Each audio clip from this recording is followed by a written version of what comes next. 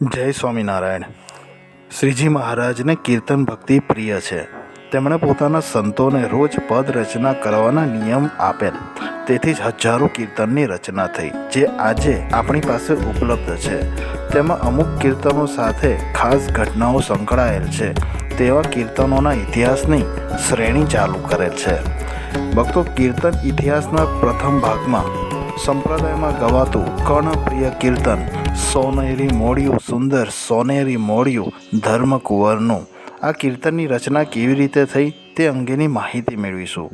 અગાઉના કીર્તન ઇતિહાસના વિડીયો જો તમે ન જોયા હોય તથા સોરઠ તીર્થ દર્શનના 18 ભાગના વિડીયો જો તમે ન જોયા હોય તો જોઈ લેજો અને આ ચેનલને જરૂર સબસ્ક્રાઈબ કરજો। સ્વામિનારાયણ સંપ્રદાયના મુખ્ય શાસ્ત્ર વચનામૃતમાં પાને પાને જેમનું નામ ગૌરવપૂર્વક ગવાય છે એ ગઢપુરના ગરાસદાર દાદા ખાચર ભગવાન સ્વામિનારાયણના અનન્ય આશ્રિત અને પરમ ભક્ત હતા। દાદા ખાચરના ધર્મપત્ની કુમુદબાને કોઈ સંતાન ન હતું, તેથી જીવુબાની આગ્રહભરી આજીજીને લીધે મહારાજે દાદા ખાચરને ફરી પરણાવવાનો વિચાર કર્યો।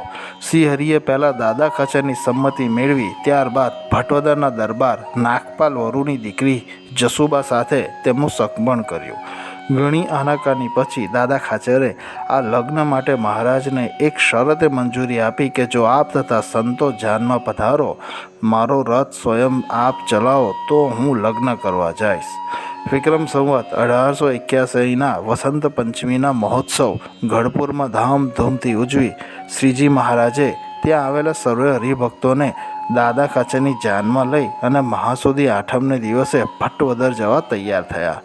ભગવાન શ્રીહરિએ સોનેરી મોતીડે જડેલી પાઘ તથા કાનમાં મોતી જડિત સુંદર કુંડળ પહેર્યા હતા।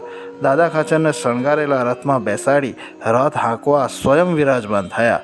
હાલ દાદાના સંસારના સારથી બની શ્રીજી મહારાજે પોતાનું ભક્તવત્સલપણું વ્યક્ત કર્યું હતું।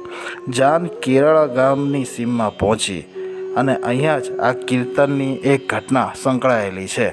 જેવી જાન કેરાળા ગામની સીમમાં પહોંચી તે સીમમાં ભરવાડ ગાયો ચરાવતો હતો અને એણે કસબંધ કેડું પહેર્યું હતું, કેડે લાલ વસ્ત્ર બાંધ્યું હતું, એમાં વાંસળી ખોસી હતી, બે ખભા પર લાકડી ટેકવી તે ઉપર બંને હાથ રાખી લહેરમાં આવી અને તે લલકારતો હતો, જાંબુડે જાઈસમાં ઘાયલ જાંબુડે જાઈસમાં, જાંબુડે જા તો ઘાયલ જાંબુડા ખાઈસમાં। આવી અર્થહીન પંક્તિઓ સાંભળી શ્રીજી મહારાજને હસવું આવી ગયું અને એટલી જ વારમાં શ્રીજી મહારાજના હજુરી સેવક પ્રેમાનંદ સ્વામીની શીઘ્ર પણ ત્યાં આવી પહોંચ્યું। ભગવાન શ્રી હરિએ પ્રેમાનંદ સ્વામીને પૂછ્યું, સ્વામી સાંભળ્યું આ ગોકળી શું ગાય છે? પ્રેમાનંદ સ્વામી કહે, હા મહારાજ, મેં સાંભળ્યું। વળી મહારાજે ટકોર કરતાં કહ્યું, ભલે તેમાં કોઈ અર્થ નથી, પણ એનો ઢાળ સારો છે, બસ આ ટકોરથી જ જન્મ થયો આ કીર્તનનો। પ્રેમાનંદ સ્વામી શ્રીહરિનો મર્મ તરત પારખી ગયા। એમણે મહારાજની સામે જોઈ મહારાજની મન ભાવન મૂર્તિ અંતરમાં ઉતારી ગોકળી જે ઢાળમાં ગાતો હતો તે જ ઢાળમાં એક સુંદર પદ રચી ગાવા માંડ્યો। મહારાજે શિર પર ધરેલી મોતી મઢેલી સોનેરી કસુંબી પાઘ સ્વામીના કીર્તનની ધ્રુવ પંક્તિ બની ગઈ। પરજ રાગમાં પ્રેમ સખીના સ્વર સીમના શાંત વાતાવરણમાં શુદ્ધ સત્વ ભાવ વર્તો ચોમેર વ્યાપી રહ્યો અને તેઓએ લલકાર્યું, સોનેરી મોડિયું સુંદર સોનેરી મોડિયું ધર્મકુંવરનું।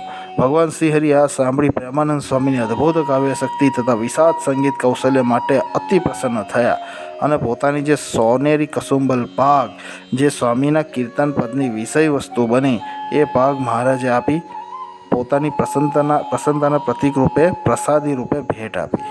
તો આ રીતે દાદા ખાચરની જાનમાં જતી વખતે કેરાળા ગામની સીમમાં ગાયો ચરાવનાર ગોકળીની ગાયેલ પંક્તિના ઢાળ ઉપરથી અને મહારાજની ટકોરથી પ્રેમાનંદ સ્વામીએ આ કીર્તનની રચના કરી હતી, જે આજે મંદિરોમાં ઘરોમાં ભાવથી ગવાય છે।